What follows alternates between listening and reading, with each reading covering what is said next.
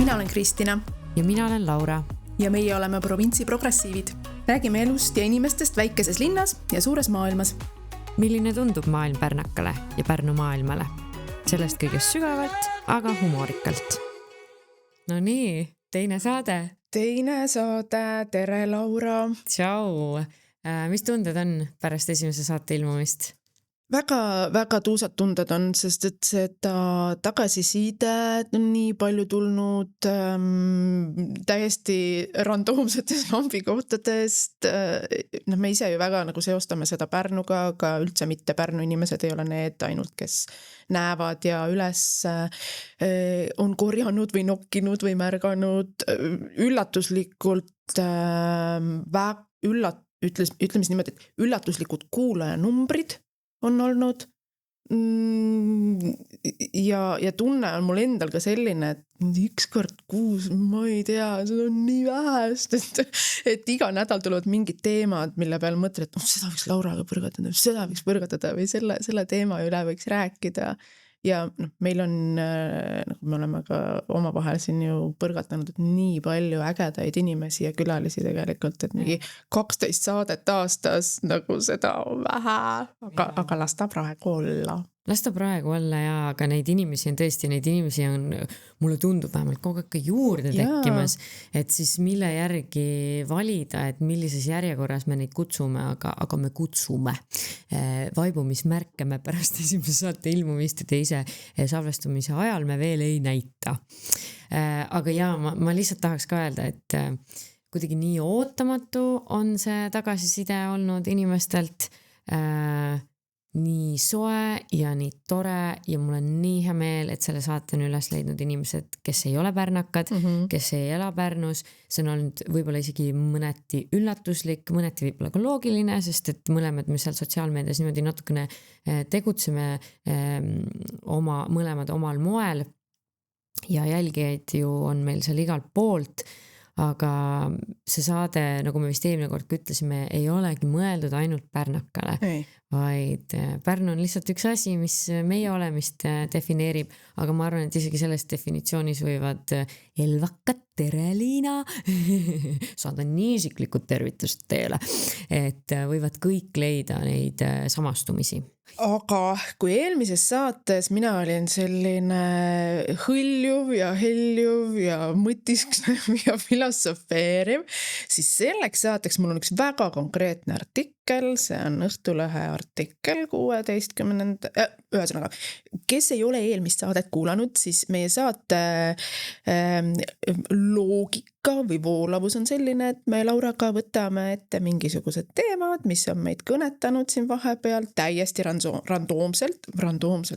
üks popsõna täna ma vaatan. Laura ei tea seda, mida mina lauda toon, mina ei tea seda, mida Laura lauda toob. Ainuke, mida me Lauraga teame, on see, millise külalisega me räägime ja tänase külalisega intervjuud te kuulete ka varsti. Väga tore ja väga tuus külaline jälle. Aga sa tahtsid midagi vahepeal öelda või? Ja ma tahtsin küsida, kas üldse on sõna?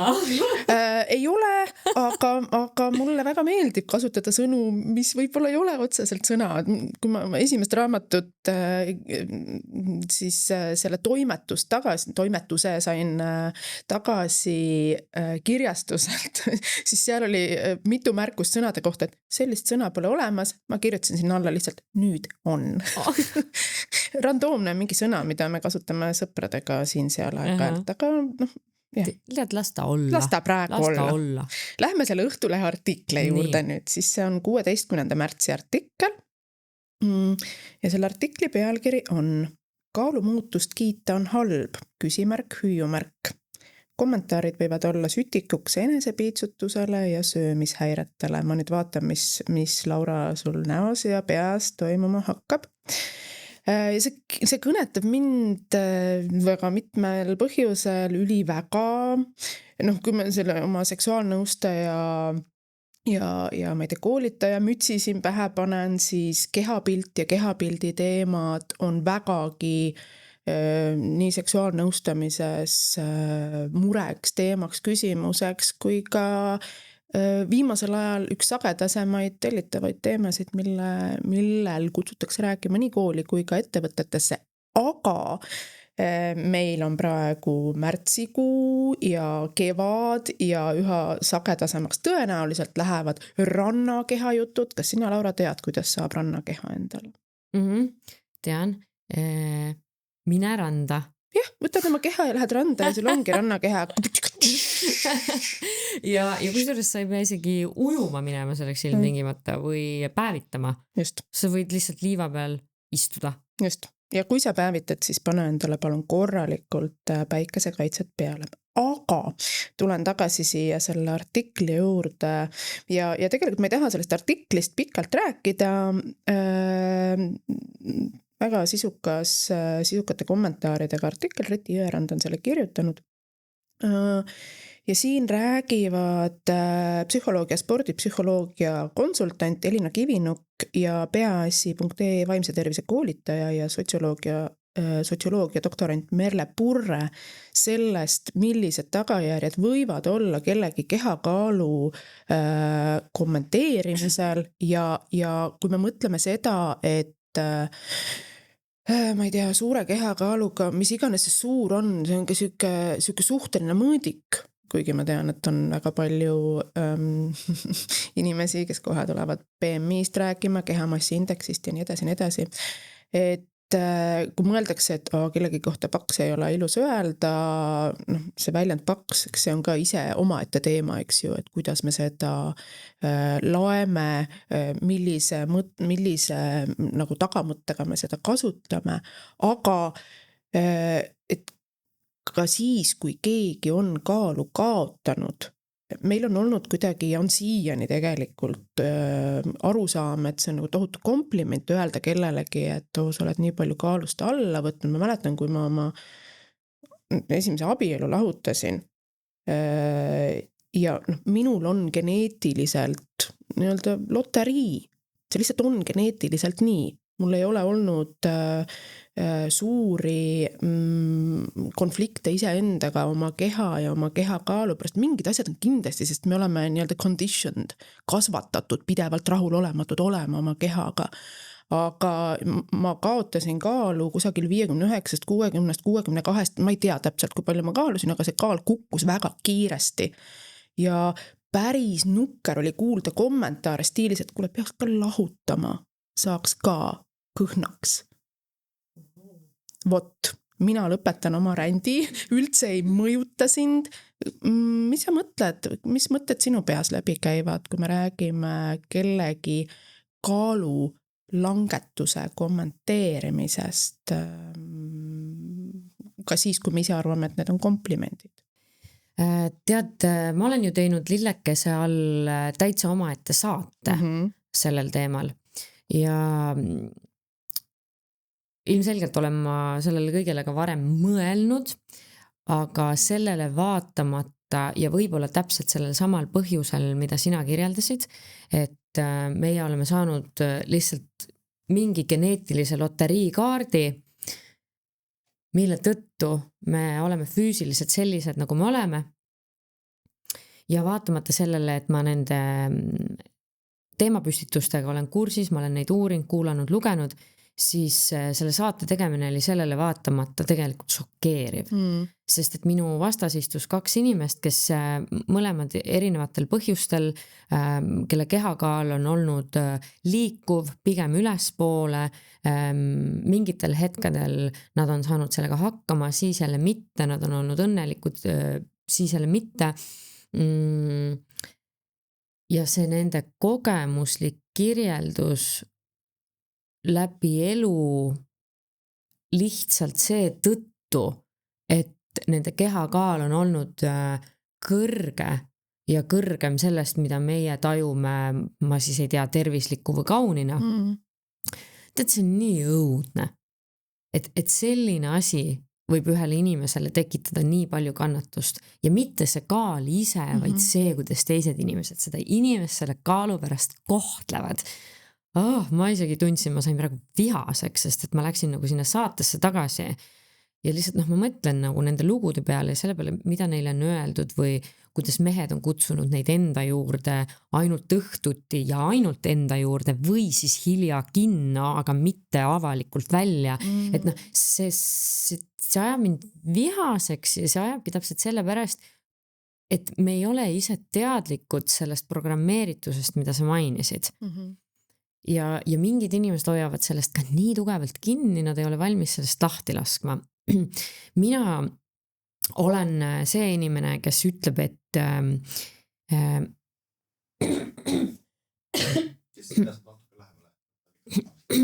vabandust. Ma olen see inimene, kes on seda meelt, et meie kehakaal ühel hetkel võib hakata meie tervisele. Ma usun, et on olemas ka nähtus nagu organite rasvumine, aga see on kõik individuaalne. Et mida me oleme teinud on see, et me oleme hästi üheselt löönud inimestele mingisuguse templi peale.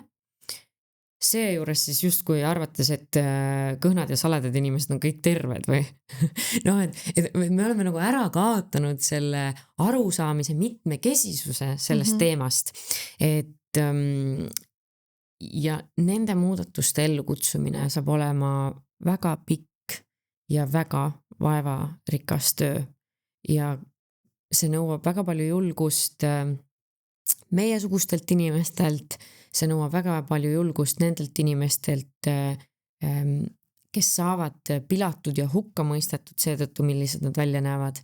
Aga tead, ükski muutus ei ole toimunud nii, et mitte kellelgi ei ole ebamugav või valus. Et paraku need, kes on valmis kandma seda taaka, ma loodan väga on valmis selle teega ette võtma. Ja üldiselt vist selle kommenteerimisega lihtsalt vaata, ega kui inimesed neid asju ütlevad, siis ja ma tean, kuidas see kõlab, aga ega nad ei mõtle midagi halba. No tegelikult nad tahavadki teha teisele inimesele komplimendi, panna teist inimest tähele. Aga võib-olla see on ka miski, mille me peaksime ühiskondlikult nagu ümber mõtestama, et miks, et kuidas me teeme komplimente? Jaa, väga hea. Ma selle juurde tahtsin ka jõuda, et see ümbermõtestamine ja ümberõppimine, ka see, kui näiteks me oma partnerile teeme komplimenti sageli ja eriti naised ütlevad seda või küsivad, et aga mu partner ütleb mulle, et ma olen ilus, miks ma ei usu teda või et ta ütleb, et mul on maailma kõik seksikam tagumik, miks ma ei usu teda. Kui keegi ütleb kellelegi, et sul on selline keha ja mina näen oma keha teistmoodi ja mul on oma keha suhtes väga palju ebakindluseid, siis ma saan sellele vastu vaielda, sest mina näen midagi teistmoodi. Kui ma partner ütleks, et tead, kui sa tuled ruumi ja see ruum hakkab helisema või et kui sind ei ole, siis ma mõtlen su peale väga palju või et sa teed mu päevadesse või tood mu päevadesse nii palju rõõmu. Need on komplimendid, millega ma ei saa vaielda, sest ma ei saa vaielda sellega, mida teine inimene tunneb või mis tunnetust mina talle tekitan oma olemasoluga või et me teeksime komplimenti selle kohta, et see on nii tuus, kui uudishimulik sa oled. On ju? Et need on sellised asjad, mida me võiksime tõesti mõtestada, nagu sa ütlesid, komplimentide tegemist ümber mõtestada ja mõelda sellele, mida me komplimenteerime. Ja see juures ma ei taha muidugi öelda ja võtta inimestelt ära vabadust teha komplimente, mis see sõna siis on, tundlikke komplimente, arvestavaid komplimente, mille iganes suunal, eks ole. Tundlik see kompliment võiks olla ka siis, kui ma kommenteerin kellegi, kui minu arvates ongi kellelgi jube ilus tagumik või jube ilused rinnad või jube ilus nina või mis iganes. Et ma ise mõtlen, et me võiksime tegelikult füüsilise vähem tähelepanu pöörata, aga kui me seda teeme, siis me peame olema endas ikkagi ka veendunud, et see teine pool oskab, tahab, suudab seda vastu võtta ja see on tema jaoks ka kompliment, eks ole. Et ma ei ütle, et kui meie seas on nüüd kuulajaid, kes võib-olla ei suuda selle mõttejärjega ühte jalga käia, et siis ma arvan, et meie sõnum ei ole see, et me ei tohi enam komplimenti teatud asjadele teha, aga et me võiksime ümber mõtestada seda, milliseid komplimenti me teeme ja seejuures me peaksime olema kindlad, et see teisele inimesele ka innustavalt, kannustavalt, kinnitavalt siis mõjub. Ja lihtsalt siia selle mõttekäigu lõpetuseks tahan selle ühe tsitaadi välja tuua siit artiklist, kus nii Elina Kivinuk kui Merle Purre avaldavad siis või pööravad tähelepanu sellele, mis värk on või mis probleem võib olla sellega, kui me kellegi kaalulangust tunnustame. Ja Merle Purre ütleb, et kui tunnustame kaalulangust, mille taga on halb läbisaamine enda kehaga ja probleemne söömine, julgustame paraku just tervist ja mõttemaailma kahjustavate mustrite jätkamist. Lisaks mõjub see inimestele sageli sõnumina, justkui oleksid nad tähelepanu ja kiitust väärt ainult seetõttu, et nende keha saab nüüd kirjeldada väiksemate numbritega. Ka kaalutõusu puudutavad kommentaarid võivad olla sütikuks enesepiitsutusele ja söömishäiretele, hoiatab Purre. Ja Elina Kivinuk sõnab, et kui on soov kellegi kehakaalu kommenteerida, peame märkama enda kiireid hinnanguid ja end väljaütlemistes pidurdama. Kas me mõtleme, et ülekaaluline on laisk, hoolimatu enda suhtes või lihtsalt ebameeldiv? Ta ütleb ka seda, et aus on enda jaoks seda mõttekäiku märgata ehk tunnistada enda inimlikku puudulikkust, aga ometi inimesele mitte midagi selle taolist kommenteerida. Ka lihtsad kommentaarid võivad mõjutada inimese enesehinnangut, tema käitumist ja mõttemustreid, sõnab Elina Kivinuk. No imeline, aitäh, et on nii targad naised siia maailma pandud. Et selles mõttes minu jaoks illustreerib see täpselt seda, millest ma just üks päev oma psühholoogiga rääkisin, ja mida ma vist jagasin sulle ka, et minu jaoks ei eksisteeri mitte ükski asi vaakumis, ja ma tean, et see on mingitel juhtudel nagu ka miinus, et kui keegi tuleb mulle rääkima mingit seika oma isiklikust elust, siis ma asetan selle kohe ühiskondliku konteksti, ja okei, ma saan aru, ma ei peaks seda alati niimoodi tegema, aga mulle on öeldud, et issand jumal, ära mõtle üle, miks sa mõtled nii suureks, laiaks, detailseks, selles ei ole üldse siuke. Ja see, täpselt see, mida sa praegu tsiteerisid, kirjeldab seda, et on küll, komplimendi taga on terve maailm ja me ei pea olema kõik suutelised ja võimelised seda hoomama. Me alati ei jaksagi. Jah, täpselt. Ja jällegi see ei tähenda, et komplimente teha ei või, aga kui meie teadlikkus selles suunas kas või natukenegi kasvaks, siis ma arvan, et siis me elaksime ka palju ilusamas maailmas. Nii, aga minu teema. No, Kaur paneb meile siia need trummitaldrikud. Ja, plõmm. Okei, ühesõnaga, minu teema on siis selline, mille peale ma olen ka siin jällegi mõelnud ja oma peakest murdnud. Ja see on nimelt selline. Ma nüüd pean mõtlema ka läbi, et kuidas ma selle täpselt sõnastan, eks ole, et keegi ei saaks mu sõnasabast kinni haarata. Aga ma sõnastan selle nii, et kuidas ja kas üldse me peame astuma dialoogi inimestega, kellega meie vaated fundamentaalselt erinevad. Et ühelt poolt me ei saa võtta ära neid platvorme, kus dialooge peetakse. Dialoogide pidamine on oluline ka eriarvamuste puhul, aga mulle tundub, et see lõpuks taandubki sinna, et kas me näeme erinevalt toimimas väga praktilisi lahendusi ja aspekte. Noh, ma ei tea, mina näen, et majandus võiks olla parempoolne, sina näed, et majandus võiks olla vasakpoolne ja siis me diskuteerime.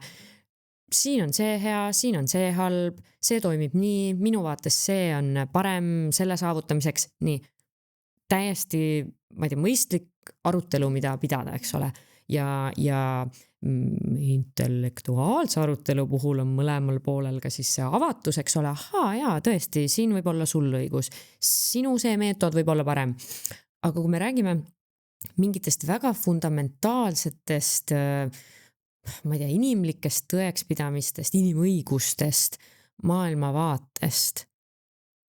Et mil määral seal on see arutelu koht üldse võimalik, kui keegi ütleb, et sa ei peaks saama teha aborti, geid ei peaks saama abielluda. Me võime neid näiteid veel tuua, et naise ülesanne on Kristiina teritab küsima, et naise esmane ülesanne elus on sünnitada ja kasvatada pere. Ma ei tea, meeste ülesanne on naisi pidada üleval. Mehed peavad töötama mehelikel erialadel. No ja mis iganes sealt siis tuleb, on ju, et ma mõtlen lihtsalt, mis näiteid veel või ole. Näiteid on küllalt juba. Ma olen ju punases kõik. Ma tahtsin hakata naiselikust energiast ka rääkima ja traditsioonilisest naiselikust ja naised peavad olema sellised ja mehed peavad, no ühesõnaga, lihtsalt mingi valik asju. Päris pikk aktivisti kogemus või karjäär ka selja taga. Mida ma olen ise mõelnud on see, et kui inimesel on väga-väga rigiidselt või paindumatult kinnistunud maailmavaade. Mingi asi on mul endal ka. Minu jaoks inimõigused ei ole eriarvamuste küsimus. See, kas pitsa peale käib ananas või käib küll, come on nagu. Mulle meeldib. See on eriarvamuste küsimus või see, kas ma joon matšat või kas hea asi on matša või hea asi on kohv on ju, latekohv. Või ma ei tea, kas Aurora on hea film või mitte, et siin võib mitte mingisugune, siin me võime vaielda, aga see, kas kellelgi on õigus elule, kas kellelgi on õigus tervise kaitsele, ei ole minu enda jaoks, ta ei ole küsimus, mille üle vaielda, aga see selleks. Aga mida ma olen mõelnud on see, ja mis mind ennast on nagu toetanud ja aidanud praegusel ajal, käivad need arutelud või vaidlused ju paljuski sotsiaalmeedias ja ma ise tajun või tunnen, et okei, pole minu võitlus, pole minu jaks praegu, aga varem, kui ma rohkem olin nii-öelda platsi peal, siis ma mõtlesin sellele, et seda inimest ma ümber ei veena, kellel on väga selgelt kivinenult välja kujunenud vaade, aga meie vaidlust jälgivad tõenäoliselt inimesed, kes on kusagil määramatuses, et nad ei ole ära otsustanud ja sealjuures hästi oluline on see, kuidas ma vaidlen, kui ma perse saadan, pikalt saadan, pekki saadan, mida iganes.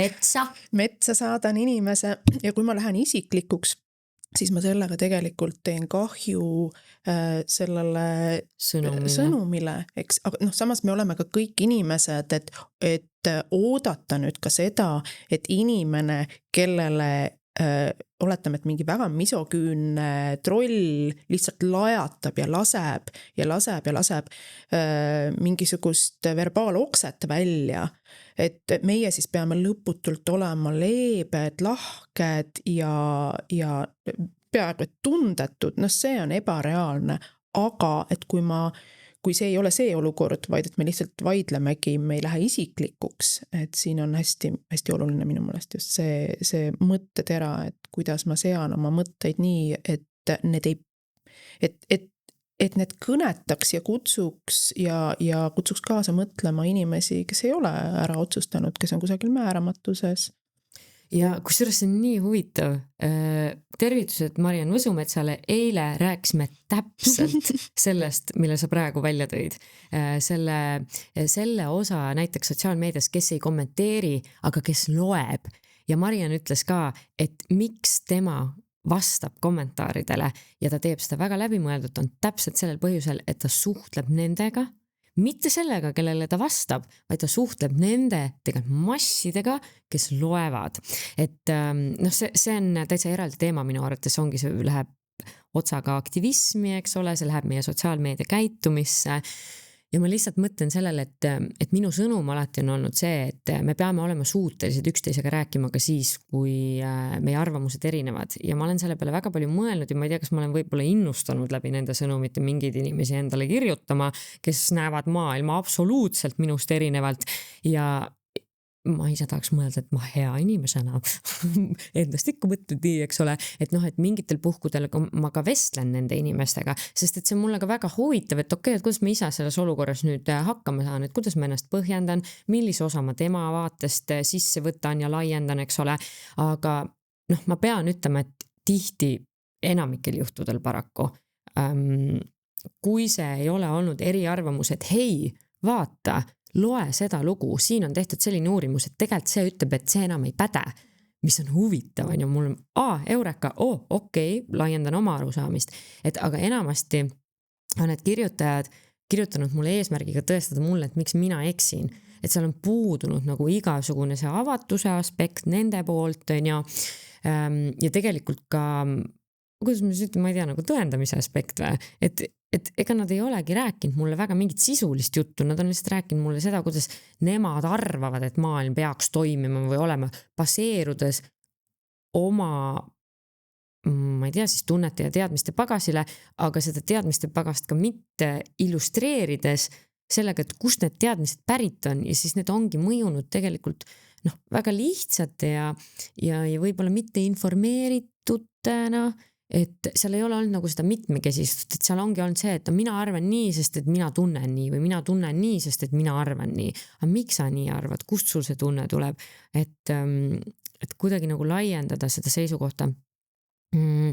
Ja ma olen mingitesse vestlustesse ka langenud just nimelt selleks, et testida ka seda, et kui avatud need inimesed on, aga ma olen jõudnud arusaamale ja mida ma olen ka hakanud nüüd praktiseerima, et ma mingitele inimestele ma lihtsalt ei vasta, et kui ma selle lillekese konto nüüd avasin, siis leidis mu üles mingi troll, kes hakkas kommenteerima, ta hakkas mulle saatma sõnumeid, selle inimese ma lihtsalt blokkisin ära, sest seal ma nägin, okei, siin nagu, siin lihtsalt ei ole seda arutelu kohta, sest et hakkas mulle saatma uued uudised, Objektiiv, Telegram, mingeid selliseid tõendusmaterjale, eks ole, ma nägin, et meil ei ole millestki rääkida, meie algallikad on hoopis teised, eks ole, ja ma ei teeks talle kunagi selgeks, et mingi teadusuuring tegelikult võib ollagi teadusuuring sõltumatute teadlaste poolt läbi viidud, mitte kellegi poolt jutumärkides kinni makstud, et nagu vandenõuteoreetikud ju arvavad, et kõik on kinni makstud, et kõik juhtub kellegi huvidest, eks ole.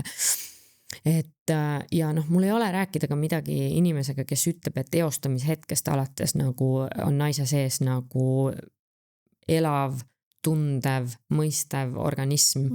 Et ma ei ole sellest sellisel moel avalikult rääkinud, aga ilmselgelt ma toetan nagu aborti ja vabadust abordile, sest et mitte ükski naine ei kasuta aborti rasestumisvastase vahendina. No sa ei saagi, sest sa oled juba rasestunud, kui sa aborti pead tegema. Täpselt nii, et see argument esiteks ei päde ja teiseks see ei ole mitte kellegi asi, miks keegi aborti teeb. Ja kui me hakkame sinna sisse looma mingeid erisusi ja piiranguid, siis me eemaldame sealt tegelikult nii paljude inimeste niivõrd erinevad kogemused, millest meil ei ole õrna aimugi. Ja see ei ole lihtsalt see, et ma lihtsalt ei taha last, on ja. Ja tead isegi, kui see on see, siis on selle inimese õigus, aga see ei ole minu asi. Ja kui keegi eitab teadust ja toob, siin tuuakse ka igasugu näiteid, kuidas see seeme juba ka seal elab ja mõtleb ja tunneb ja okei, need igasugused rakud võiks siis samamoodi klassifitseerida, et miks me siis mingisuguseid kasvajarakke kehast soovime. Jah, sest et nad ju ka elavad ja tunnevad, on ja. Aga kui me siin seemnerakkudest räägime. Jah, et okei, ärme siis nii sügavuti sinna lähe, aga jah, et ma sain aru, et mul ei ole rääkida selle inimesega midagi, kes on sellisel seisukohal, et tal on õigus olla selle seisukohal. Ja mina olen selle seisukohal, et ma ei saa talt seda õigust ära võtta. Ja mul ei olegi seda kavas, mida ma saan teha, on see, et ma teen edasi seda, mida ma teen.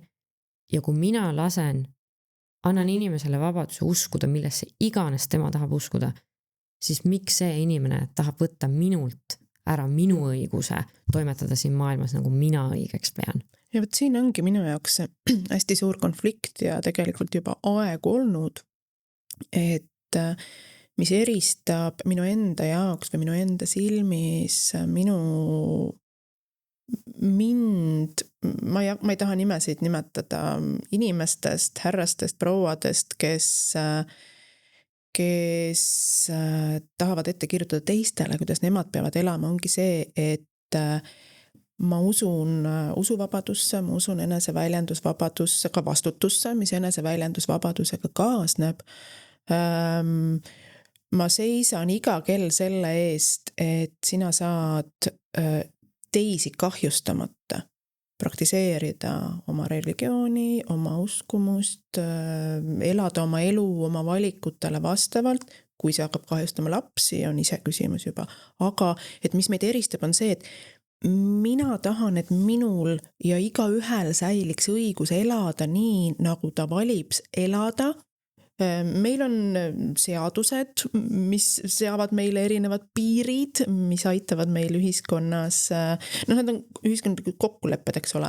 Seadus ja moraal ei ole alati samad asjad muidugi, see, mis praegu USA's toimub, eks ju, et see võib olla seaduslik, see on ise küsimus, kas ta päriselt on, aga see ei ole moraalne, see, mis Natsi-Saksamaal toimus, oli seaduslik, aga mitte moraalne, aga nii pikk jutt, ma nüüd tulen siia tagasi, et mis meie vahe on see, et mina seisan selle eest, et neil oleks õigus elada nii, nagu nemad õigeks peavad, aga nemad seisavad selle eest, et mina peaksin elama samamoodi, nagu nemad tahavad ja nemad nõuavad. Ehk siis, kui me räägime ka abordiõigusest, raseduse katkestamisest ja kui inimene ütleb, et ma ei ole selle poolt, okei, ära tee siis. Ära tee siis aborti.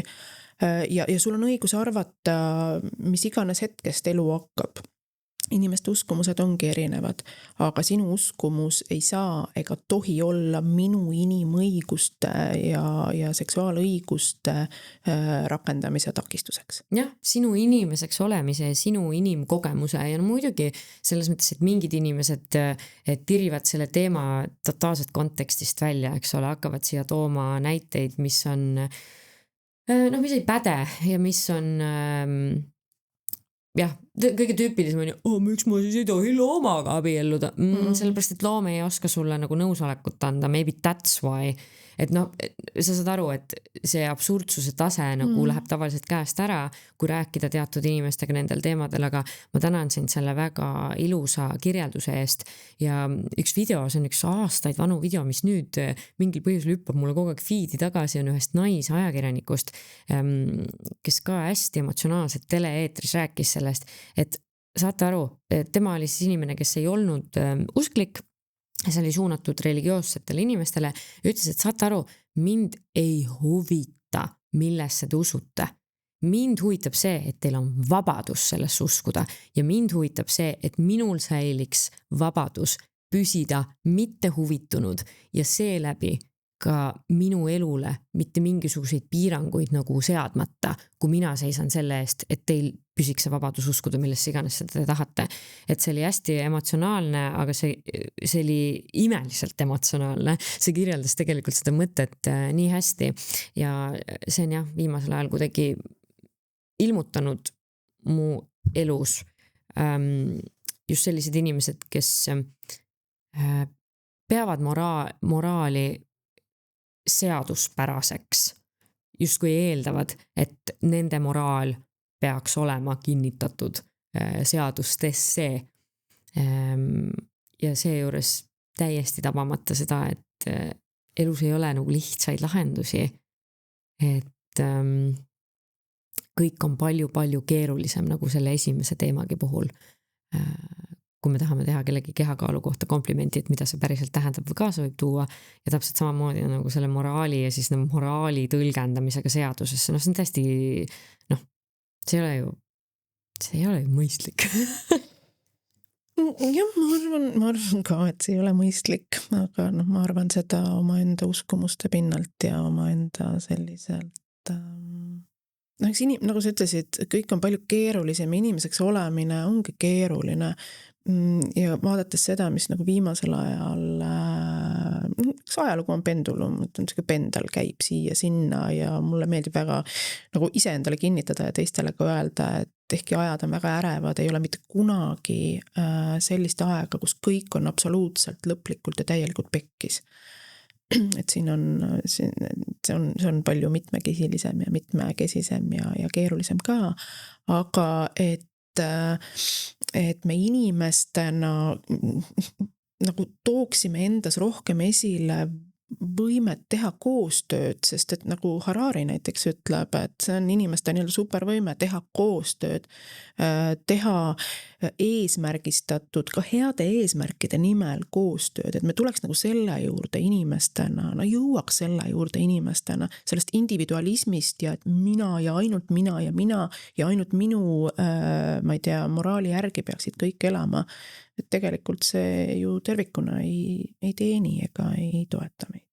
Ja tead siia lõppu veel võib-olla ka see mõte, kui ma lähen emotsionaalseks, ma hakkan niimoodi nüüd ramblima, aga siia lõppu selline mõte just nimelt, et kui saavutatakse mingi võimupositsioon ja tahetakse siis oma tõekspidamiste, oma moraalse usuvaimus võtta ära kelleltki teised mingid õigused.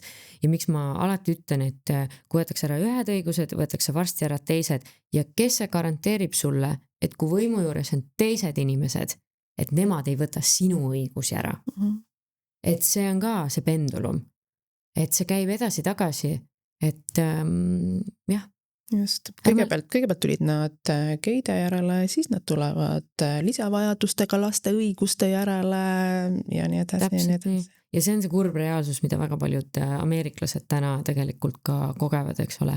Et kes hääletasid Trumpi poolt, teatud osa ühiskonna halvemini hakkama saavast osast ja täna nad on seal, et neilt võetakse nagu sotsiaalkaitse ära. Just, eks siin peavad demokraadid endale ka väga, poliitiliseks me nüüd läksime, aga see on selle saate osa. Et siin peavad demokraadid endale ka väga sügavalt otsa vaatama. Üldse liberaalselt mõtlevad inimesed kõik, kus iganes nad sellel spektril ei asu, et et milline see nende suhtumine nagu inimestes on, sest et inimesi on erinevaid. Ja okei, ärme lähe sinna, see läheb juba liiga pikaks, aga ja, et mis sa siis ütled mul selle peale, et kellega mul on mõttekas rääkida, kellega mitte? Ma arvan, et kõigepealt sa vaata ka seda, kas sul jaksu on, sest alati, kui me asume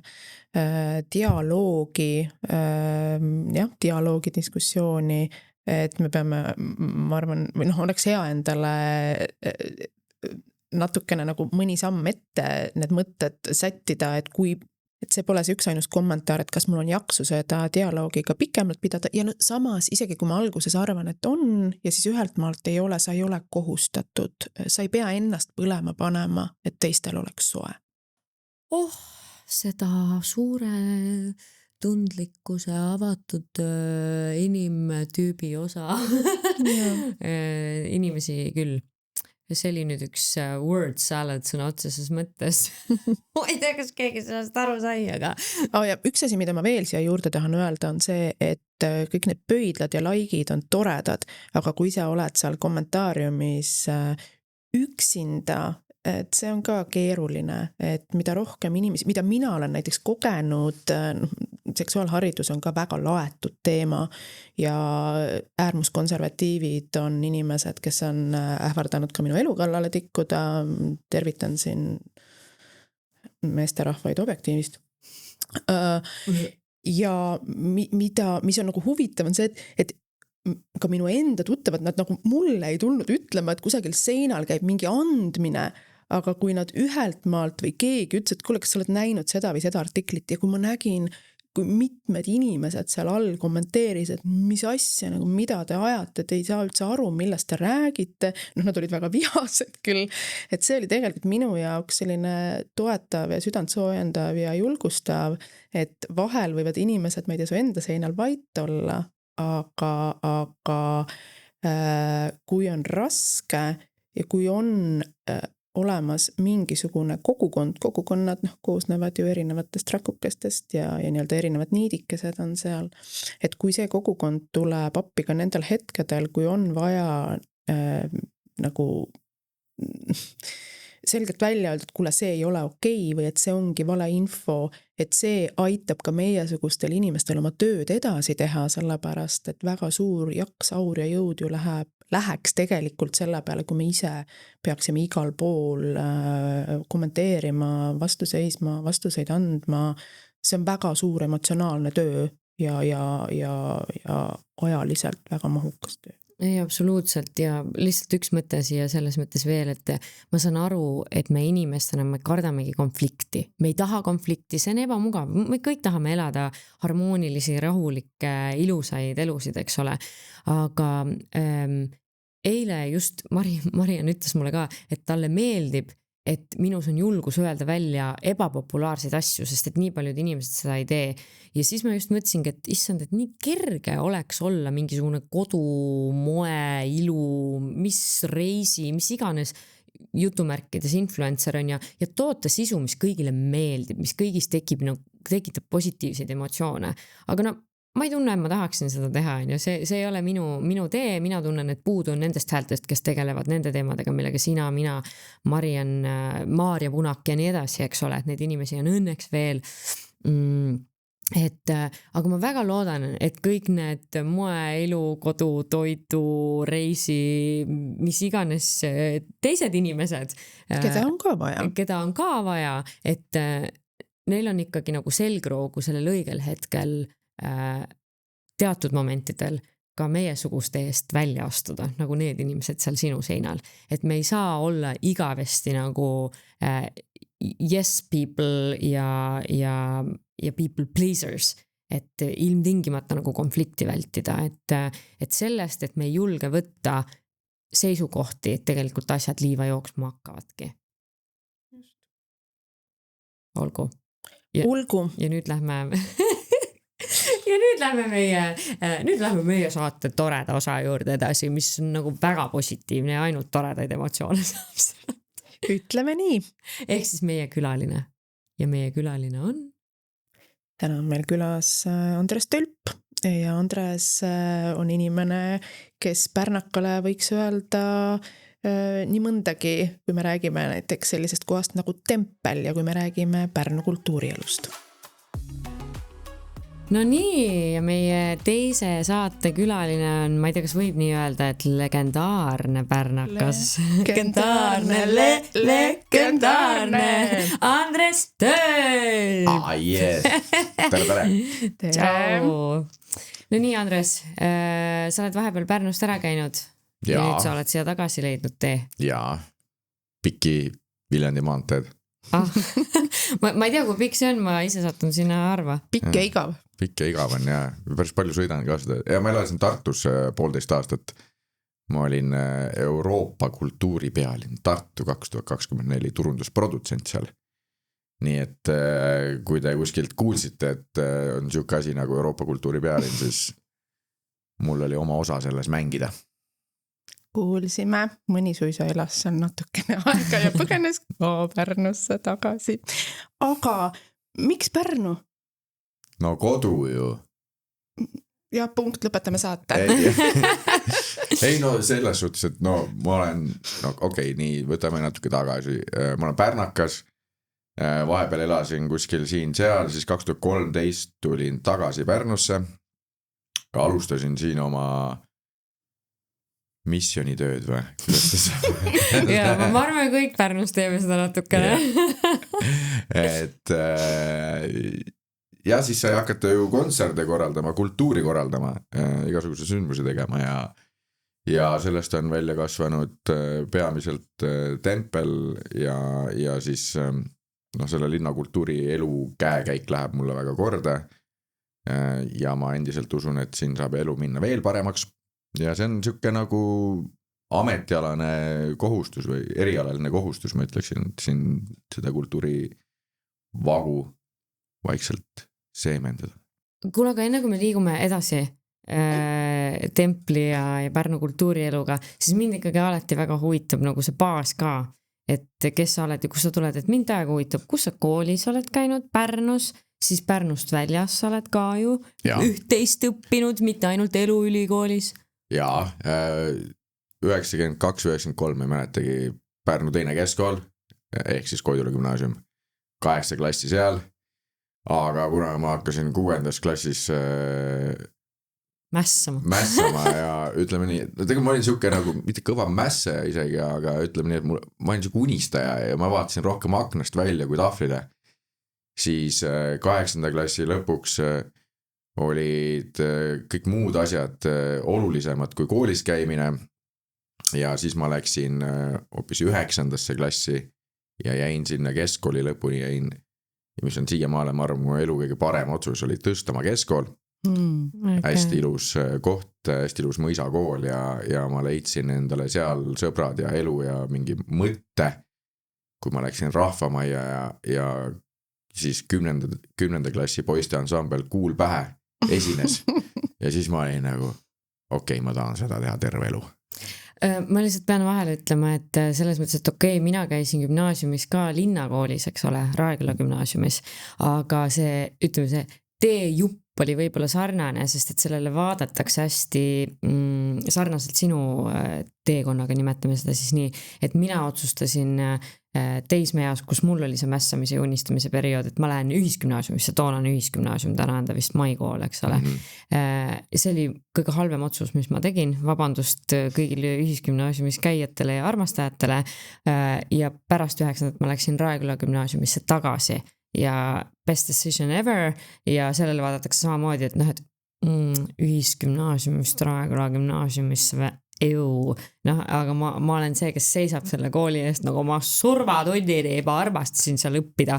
Ma pean nüüd vahele ütlema, et ma käisin 1/2 10. käisin ka Raekülas seal kultuurikallakuga klassis ja seal mulle nagu, kuna Tõstamaa oli siuke, ma sain sealt nii siukse mõnusa emotsiooni, et see oli väike kool ja mulle suured koolid ei sobinud lihtsalt. Ma kuidagi nagu kõik see tähelepanu hajus kuskil ära. Et siis mäletan, see oli vist mingi, ma ei tea, mingi füssa või matatund ja siis õpetaja midagi tahvli ja seletab, siis ma lihtsalt võtsin koti, lihtsalt keset tundi tõusin püsti, sõnagi lausumata, lihtsalt tagant klassi otsast kõndisin uksest välja. Ja ei läinud mitte kunagi tagasi. No et mina käisin ka seal kultuuriklassis ja tõesti minu jaoks oli see nagu taevamanna, ma olen nii õnnelik, et ma selle otsuse tegin ja sinna tagasi läksin. I hated the food. Okei, tundub, et meil on pärast saadet sinna vaja asju ajada. Et kui sa läksid kooli Tõstamaale, siis kas see sinu trajektoor niimoodi pendeldas Pärnu Tõstamaa vahet, Tõstamaal sa leidsid sõbrad, mis sa Pärnus tegid?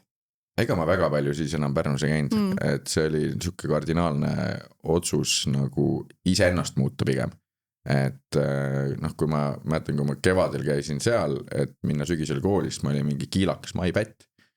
Ja siis kui ma läksin 9. siis mul oli juba tukaga keelitukaga poiss oli ja ma tahtsin nagu olla parem. Ma tahtsin sellest jamast välja saada, sest et nagu ma tegelikult ei olnud rumal, lihtsalt meeletult laisk ja võib-olla ei olnud see fookus üldse nagu õiges kohas, aga väike kool seal oli ju tegelikult sama õppekava ja mul olid hinded 2-3 tasemel oli mul 4-5.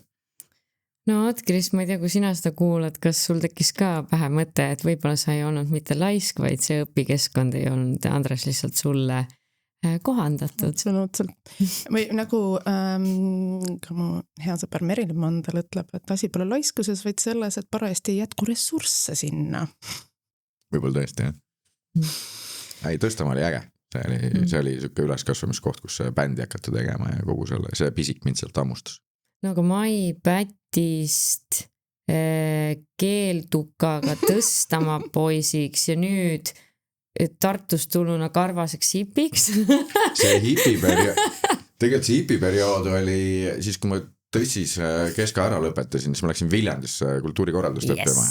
Et seal oli see, kus oli see hipi aeg ja pidu ja siuke nagu täiskasvanu likumaks saamine, kindlasti mitte täiskasvanuks, aga seal oli see kuidagi see maailma avardus nagu seal. Ja ma mõtlen nagu Tõstamaast jälle Pärnu juurde tagasi tulla, minu teismeiga oli 90ndate keskel, 90ndate lõpus, siis ma juba läksin Tallinnasse, aga Roheline salong, Mai Musafest, Taku klubi, Pärnu muusika keene oli tollel ajal siuke väga viljakas ja päris hea ja viljaka pinnasega ka siit välja kasvamiseks, nii mässamiseks kui ka erialaseks, ma ei tea, mis iganes, mitte otseselt võib-olla eneseteostuseks, aga mingisugusteks unistusteks, et kui palju see muusikaskeene võib-olla mitte ainult nagu Tõstemaa keskselt mõeldes, kas see ka mõjutas sind, ma ei tea, ühte või teist pidi? No ma ise olen täpselt Maist pärit, ehk siis Mai kultuurikeskus on väga lähedal mulle, mõnisada meetrit.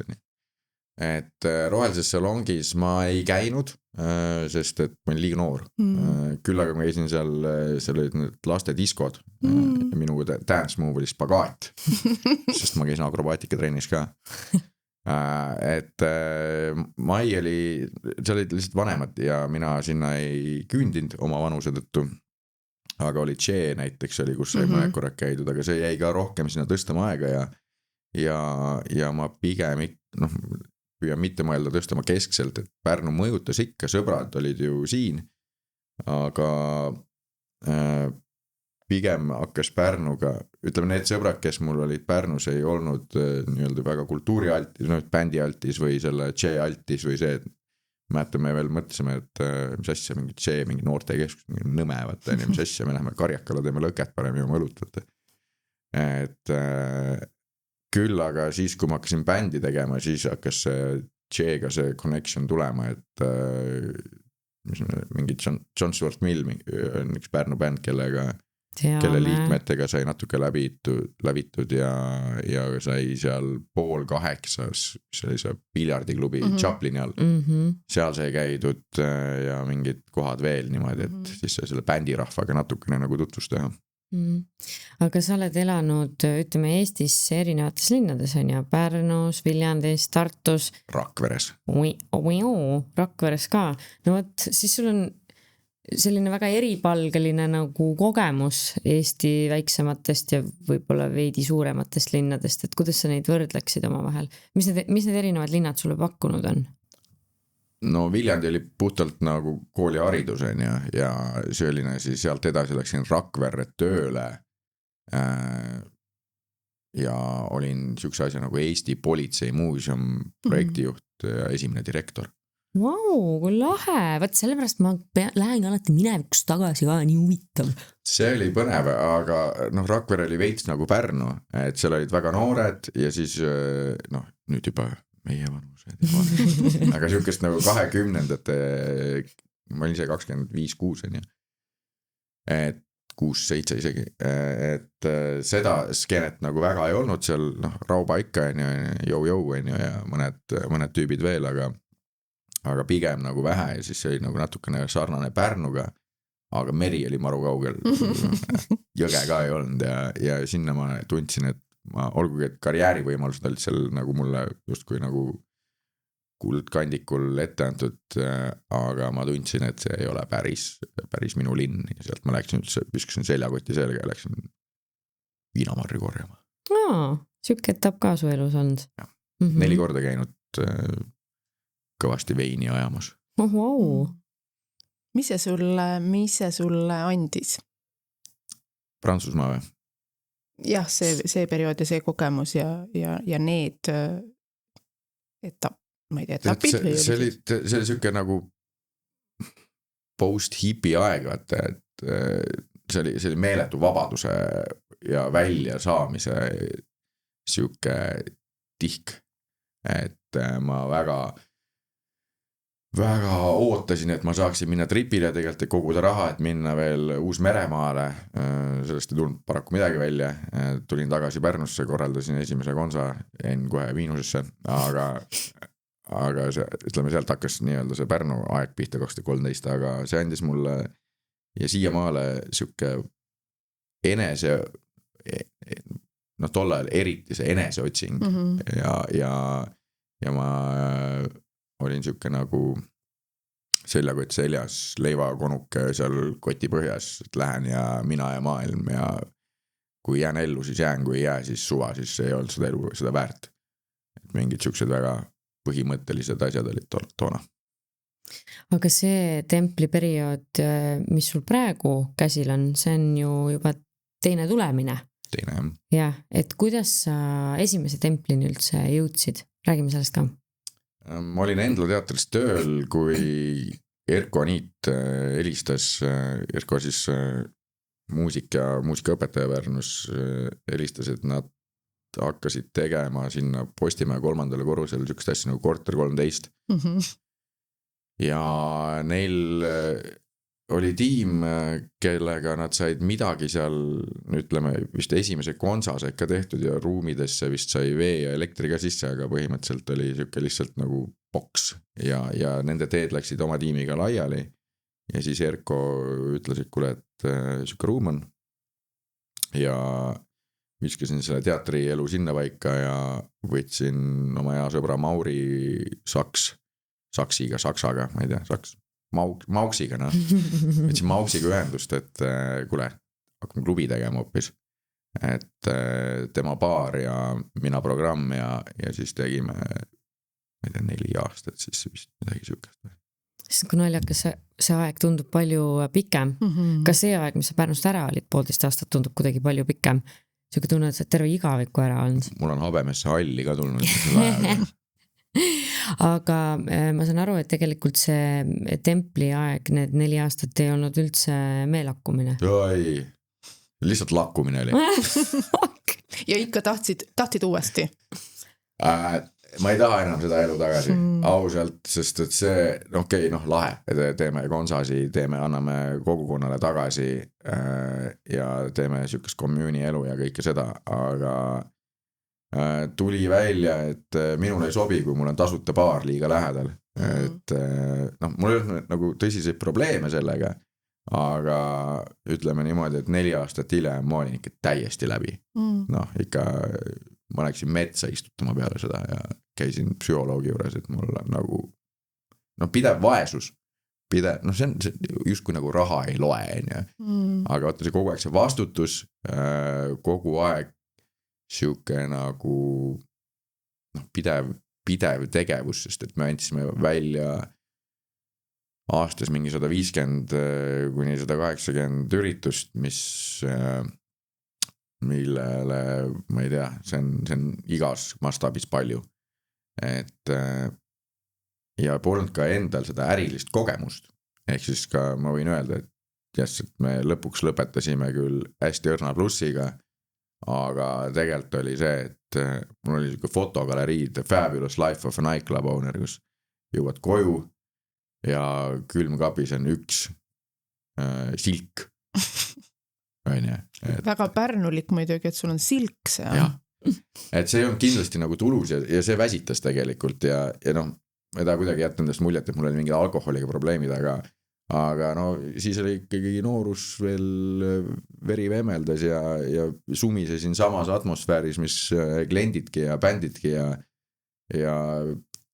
ja selle tõttu ma ei taha seda nii-öelda selles etapis, kus ma olen ka töötanud vahepeal avalikus sektoris ja saanud aru, et kõik teised, kes seal on nagu vähegi jõudnud kuskile, on jumala kained poisid. Aga mis praegu templiga teisiti on, et nagu Lauren ütles, et templil on uus tulemine ja see on ju väga pikalt oodatud ka kogukonna poolt, mis paneb ka sulle tõenäoliselt palju suurema pressingu jällegi, aga kui sa ütlesid, et sa nagu sellist aega tagasi ei taha, tempel on tagasi, kuidas ta praegu teistmoodi tagasi on? Ja kuidas sina templiga teistmoodi toimetad? Ma nüüd näen seda, of course, kontserdipaik kogukonna paik nii-öelda, aga ma nüüd mõtlen ka selle asja nagu ärilise nurgalt läbi, et ma ei tee otsuseid ilma, et ma ei kalkuleeriks ja minu jaoks on see nüüd nagu, kui enne oli ta, enda jaoks ta oli jube tähtis koht maailmas ja siia maale on, aga ma ei võta enam nii isiklikult seda, et ma mäletan seda, kui toona olid mingid kontserdid ja näiteks publikut oli vähe, siis ma võtsin mingi, fuck, tule minu pärast ja tulevad, mingi täiega hakkab juba mingid siuksed mõtted hakkavad kerima peas ei, et see on kõik võrrand, see on nagu valem, et kui inimesed ei tule, siis kas selleks on mingi põhjused, et ma ei võta enam neid asju nii hinge, lähme edasi, teeme paremini ja ma olen ka kindel, et mul on nüüd seda kogemust ja seda paksu nahka lihtsalt rohkem, et ma ei ulbi kuskil teadmatuses, et ma nüüd teen ja siis vaatab, mis saab ja nüüd ma nagu mõtlen läbi, et kuidas programmi käsitlus on ja kõik siuke nagu organisatoorne töö on nagu, nüüd on nagu töö. Kuule, kas sa ütlesid Rakvere kohta, et Rakveres olid hästi noored ja siis tegelikult hästi vanad on ju ja et Pärnu on just kui mõnes mõttes sarnane. Mulle endale tundub, et nüüd on siia tegelikult seda 30 pluss kihti ka, 40 pluss kihti rohkem tekkima hakanud. Mida ma ise alati ütlen, et need inimesed istuvad küll kõik alati kodus, et neid on siin küll, aga kuna nad on enamasti ka pereinimesed, siis ega nad nädalavahetused kodudest väga välja ei tule, et kui siis lähevad teiste kodudesse külla on ja ja mina olen alati mõelnud sellele, et kuidas seda pärnakat kodust välja saada. Mulle tundub see mingis mõttes nagu Mission Impossible, et mis on täis, on see Endla džässklubi, see on alati täis, see toimub korra kuus või kui tihti see toimub, eks ole. Teie avamine oli täiesti puupüsti täis, et mingid sellised, ma ei tea, kas ma võin öelda mingid staarsündmused, et siis see inimene tuleb kohale, aga iga nädalavahetus seda saali täis ei saa. Ei saa ja seda ma kuulen ka kolleegidelt teistelt asutustelt, et võib-olla erandiks saab siin tuua kassa ja erandiks saab tuua võib-olla kuursaali ja apteegi ka, aga nende segmendid on, publiku segmendid on jällegi ongi see nagu 44 pluss ja 18 pluss ja 14 pluss et ja inimesi on tagasi hakanud tulema, muidugi nüüd selles vanuses me märkame ka neid rohkem. Et ja mis on see valem? No mina arvan, et see on järjepidev töö, et võime siin heietada küll, et kontserdil käimine lühendab eluiga ja annab lühendab või? Ja, väidetavalt. No aga vähemalt on hästi elatud lühik elu. Mis ma ütlesin, lühendab või? Pikendab. Ma hakkasin mõtlema, issa mul on see pilet ja see pilet. Ei, sorry. Kuule, Andres, sul on ka alles varajane hommik, ma just enne ütlesin, et mina olen väsinud, aga sina oled ka. Vastupidi, et mis iganes on ju, et võib seda sinna kõrvale mõelda ja inimestel on omad harjumused ja nende murdmine on paraku keeruline ja siis showbusinessi maailmas on ka nagu muutunud nagu see ka natukene, et mis põhjustel inimesed väljas käivad, et kui me ise olime nooremad, siis oli see, et nii nagu noorek praegugi, et let's get wasted ja laseme pinged maha, ja siis teine asi ongi, kui sa tood nagu džässiklubi näiteks, et sa lähed nagu nautima, et sa lähed mingi gurmee asja saama ja templiprogramm on ka nagu selles suhtes nagu ikkagi nagu sinna suunas loodud, et sa käid kontserdi paigas, kus saab ka pidu panna, et vaatame, mis see suvi toob, et siis ta on rohkem nagu peopaik kui kontserdipaik, aga inimeste käitumisharjumused on muutunud ja seda eriti seda COVID järgsel ajal, see COVID nagu muutis seda inimeste kultuuri tarbimist üsna palju. Ikka väga palju vist.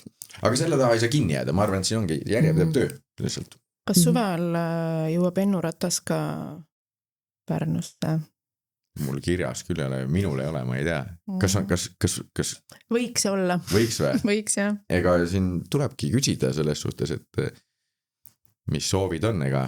Ja kallis kuulaja, sa võid Andresele kirjutada templisse ja panna oma need, mitte soovilood, unistuste sündmused kirja ja seda viisi ju kogukonnas, kui kipub küll olema ka nii, et jah, me ütleme, et me jube tahaks seda ja jubedalt tahaks seda ja siis ei lähe kohale, kui need asjad tulevad. Kahjuks vist kipub nii olema. Ja, aga see on nii tore. Aga kõik kuulajad, kelle puhul me teame, et nad ei ole Pärnust, siis tulge suvel Pärnusse ja minge kindlasti templisse. Ma ise võtan teid vastu. Jah, Andres ise võtab teid vastu. aga kui suure osa oma päevadest sa täna templis veedad? Või veedadki kogu aja või milline su elu välja näeb siin Pärnus? Tavaliselt olen niimoodi, et ma olen pühapäev, esmaspäev, teisipäev olen Tartus, sest mu pere on Tartus ja siis tulen kolmapäevaks Pärnusse ja siis vaikselt toimetan.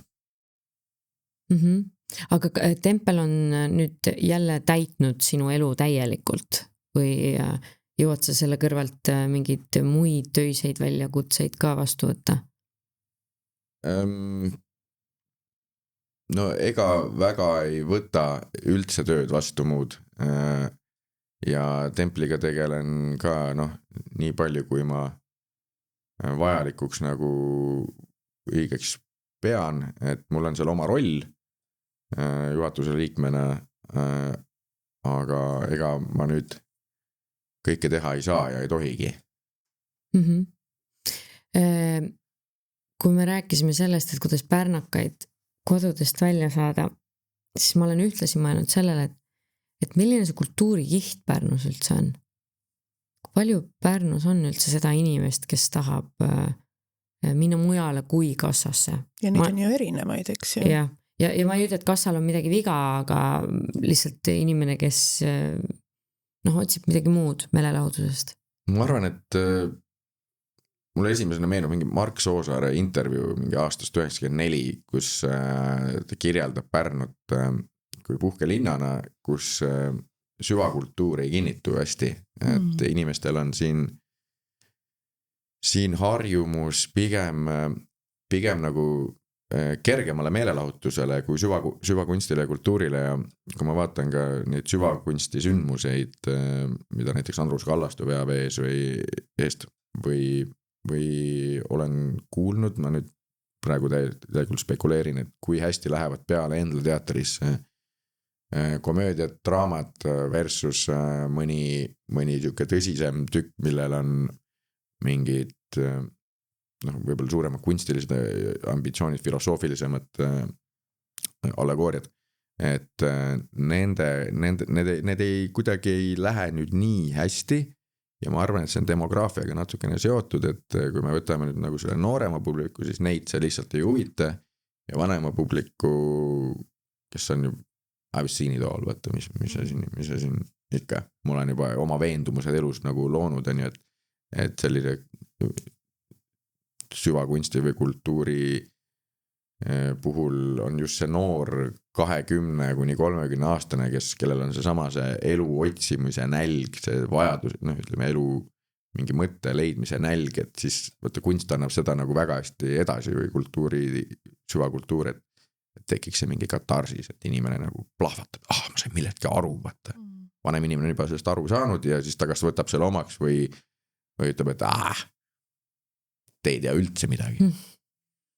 Et see on lihtsalt üks mingi sissevaade sellesse, et ma ei tea ka kindlat vastust sellele, aga pigem on kergem ja kergem kultuuri tarbimine, meelelahutuslik nii-öelda. Ja see on selles mõttes hästi huvitav, et seda me muidugi praegu siin ära ei lahenda, aga et kuhu me neid jätkeid saaksime tõmmata, et Pärnu sümboliliselt on puhkuselinn, kuhu see süvakultuur ei kinnitu, eks ole, mida sa siis sellises filosoofilises linna ja inimese vastuvõtlikkuse ja tundlikkuse vaates nagu tähistab, on ju.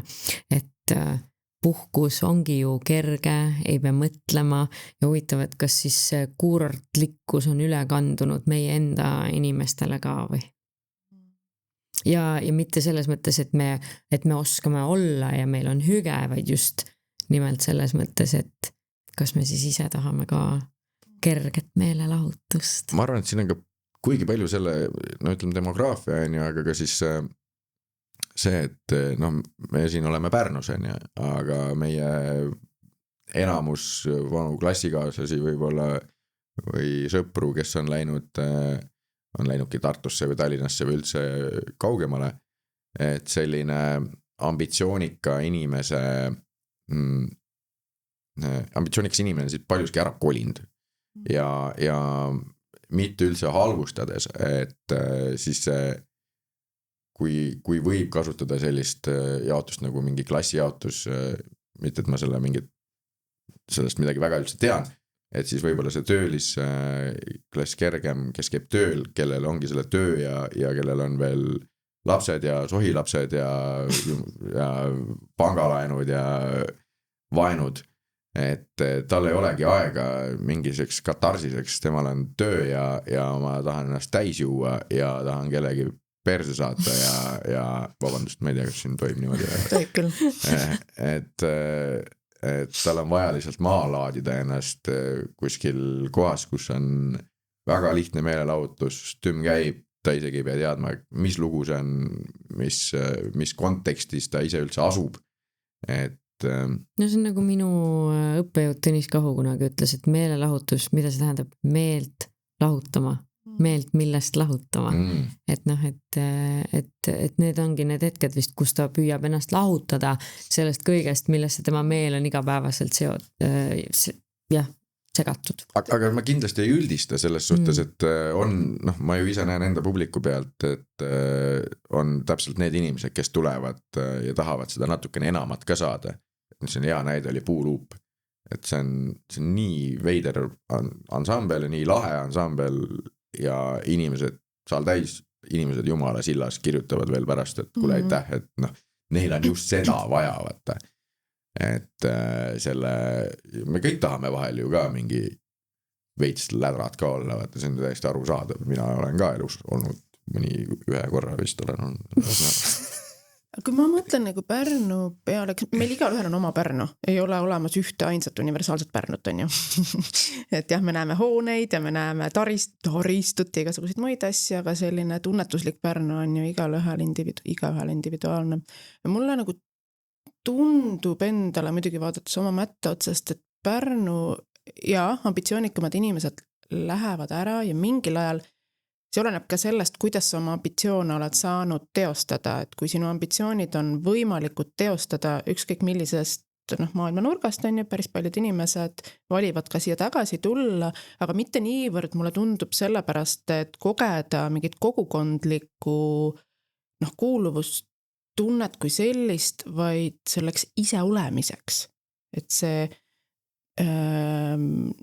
ma ei tea, aeglane elu, ta ongi selline ära leierdatud mõte, mida iganes see aeglane elu tähendab, aga et jah, et kui sa enne Laura küsisid, et kuidas me saame Pärnaka kodust välja, käivad ka, aga see on kuidagi nagu randoomsem või ja võib-olla inimesed, kes kolivad siia tagasi, ei koligi niivõrd tagasi, et kodust väga palju välja minna, vaid just sellepärast, et see on see rahulik mõnus ja kodune koht. Aga mis mulle väga nagu templi puhul just meeldib, on see, et seal ei toimu nagu, isegi mitte see, et seal ei toimu liiga palju, mina ise saan valida, kui palju minu jaoks seal toimub. Puuluubile mul olid piletid olemas, kahjuks tabas mind migreen hommikul elust teist korda, thanks.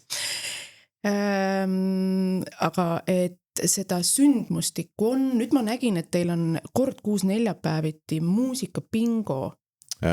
Kord kuus on muusikapingo, aga iga neljapäev on tavaline bingo. No et nagu tegelikult neid asju nagu on, mida siit-sealt valida saab ja võib-olla iga inimene nagu küpseb erinevas etapis selleni, et ahah, et näed, et nüüd ma olen piisavalt palju näinud või seda inputi saanud, et seal on, kuule ma lähen proovin ka ära. Aga kuidas see bingo tööle on läinud? Ma tean, et Pärnus on ka muusikaviktoriin, mis on vist väga populaarne, vähemalt nii palju, kui ma läbi sotsiaalmeedia olen neid tegemisi näinud. Ja ise käin ka seal. See on Volgis või? Volgis, ja ma olen kõik need 10+ aastat olnud enda tiimiga seal ja see on mega äge. Props to Rita ja Eveli. See küsimus oli nüüd, et kuidas bingo on teil läinud? Kohe läks käima. Et esimene oli musa bingo ja meil oli, me mahutame väiksesse saali, ma arvan, et mingi võib-olla 50 inimest istuma, meil oli üle 30 inimese, me olime väga rahul. Me peame ka tulema, ma just eile abikaasaga vaatasin meie 2 introverti, et kuule siuke asi, et muusika bingo, et võib-olla nagu viktoriinile päris ei tahaks minna, aga sinna musa bingole läheks küll, nii et teeme ära selle. Yes. Väga tore, aga mida sa Pärnus kui elukeskkonnas hindad? Lihtsalt elamise kohas, elamise paigas. Ma nüüd püüan kõik need linnavalitsuse kehvad otsused jätta nagu sinna kuskile kõrva taha, et selja taha, et ma ei taha mõelda selle peale, et ma pean enda kodu ees maksma enda auto parkimisest, sest ma olen harjunud terve elu seda mitte tegema. Aga sa võid nendest asjadest ka rääkida. Tuleb oli rae küll, Andres. Ei no, ma olen küll ka kesklinnakas. Volikogu liige, mingi mees, ma ei mäletagi, mis ta nimi on, mingi Kiilakas Kaak on, et see ütles mulle, et küsis, mis nüüd saab, et koli ära, aga tead, ei koli, sest et sulle meeldib Pärnus, mis? Jaa, väga smooth. Aga tead, ma pean ütlema, et selles mõttes, et see saade ei ole see, kus me ainult Pärnut kiidame, sest et loodetavasti kuulavad meid ka volikogu liikmed ja linnavalitsuse tegelinskid, kes kuulevad ka kriitikat oma otsuste osas, aga räägi nii sellest kui mitte. No Pärnul on, mis meeldib, no esiteks ma tunnen seda linna, ma tunnen siit neid inimesi, ma tunnen siin ennast nagu koduselt, siin on mul aju vabalt palju tööd. No, on see kuidagi hoiab kinni seesama Tempelini, aga kui nii võtta, mis on, see on mu lapsepõlv, see on mu perekond, need on mu sõbrad, keda ma paraku näen liiga vähe, aga need on ka need suved. Need on need suved ja need rattaga sõitmised sõpradega. Need on need talved, kus on pime aeg ja siis lähed hoopis sõpradele külla ja sõbrad saad enda juurde külla kutsuda.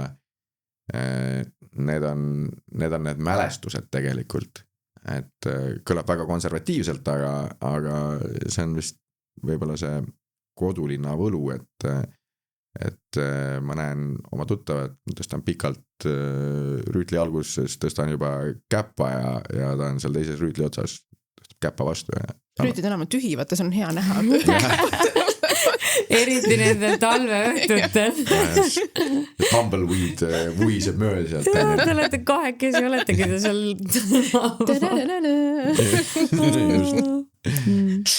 Okei, aga ma nüüd põrgataks võib-olla tagasi selle mõtte juurde, et parkimine, mis sa veel nagu tajud või tunned, näed, koged, mis paremini võiks olla? Mis võiks paremini olla? Kohalikud valimist on tulemas, Andres, sügisel. Kultuuri eelarve linnavalitsuses palun 3-kordseks. Et iseenesest meil on mega hea, et meil need mehhanismid on ja nende abil on võimalik ka templil toimetada, nii et ma üldse ei kritiseeri, et nende olemasolu on, ja on ka suuremad meetmed selle jaoks. Aga mingi siuke bürokraatia, et ongi, et kas nüüd tempel on kogukonnakeskus või ei ole, see on siuke linnavalitsus tõlgendab seda, et kulge, et nagu spetsialistid nagu käige ringi ja vaadake lahtiste silmadega, et see, mis tehakse, ei ole mingi äri pärast, et seda tehakse selle pärast, et meil oleks kogukonnal koht, kus koos käia. Et võib-olla siukest inimlikkust selle bürokraatia kõrval oleks nagu vaja. Volikogu võiks üldse vähem vaielda, see on nagu piinlik isegi pealt vaadata, ja nad võiksid rohkem käia ka ise kultuurisündmustel, et nagu kogeda ja eksperimenteerida ka need inimesed, et kui sa oled seal omast käest võtta mõne linnavolikogu liige, kellel on väga turvaline ja hea elu, aga kes tegelikult ei ole kursis sellega, mis selles skeenes toimub, kes üldse tea, mis võib-olla sõna skeene tähendabki, et kui oluline on see, et meil on omad pillimehed muusikud linnas, et siit on ju Maria Kallastu on kohe esimene näide, kes tuleb meelde, Peet Veters, Sibel Veinil läheb hästi, Boondoksil aasta mingi rock-albumid on aasta rock-bändid ja nii edasi, et neid inimesi nagu väärtustataks ja et see demograafia oleks ka seal paigas, et et austatakse eakamaid, keda meil on palju, et nende kogukonnakeskused on samaväärsed minu silmis, kui on midagi, mis on meie vanustele või noortematele, et sellega peaks, ühesõnaga see võib-olla see laiema pildi nägemine ja mõnes kohas ka pädevus ausalt öeldes. Ütlesid sõpradega ratastega sõita, kuidas rattaparklatega lood on?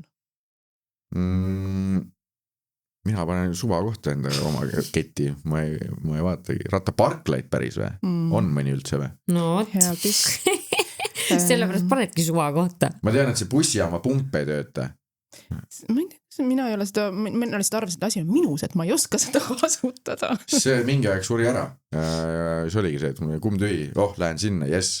Ja seda on ainult vist, kui Pärnus on üks või on võib-olla kuskil teine ka, võib-olla Ülejõel on ka kuskil on aga et siuksed asjad. Rattaga on muidu mõnus sõita küll siin. Aga kuule, aga see, et kui ma tulen, ma ei saa selle juurde, see lause, mis linnavalitsus ütles, et selleks, et inimesed sõidaksid ratastega rohkem, sellepärast me paneme parkimise tasuliseks. No kuulge, no mis lause, okei, aasta läbi siis või, et ma sõidan talvel ka rattaga, et parkimine on ju tasuline talvel ka, et nagu kust kohast siuksed laused tulevad nagu? Ei oska öelda. Ei olnud ise otsuse tegemise juures. Valimist aasta vaatame. Ma pean välja mõtlema, et mida jääme öelda. Aga kuule, meie vestluse alguses sa ütlesid, et Pärnu on kodu ja meie saame väga hästi aru, mida see tähendab. Meie jaoks on ta ka kodu ja sellepärast me olemegi siin. Kas see on ka see, miks sa tunned, et sa pead siin olema ja sellele kogukonnale tagasi andma, sest et tegelikult sa võiksid olla ükskõik kus ja teha ükskõik mida.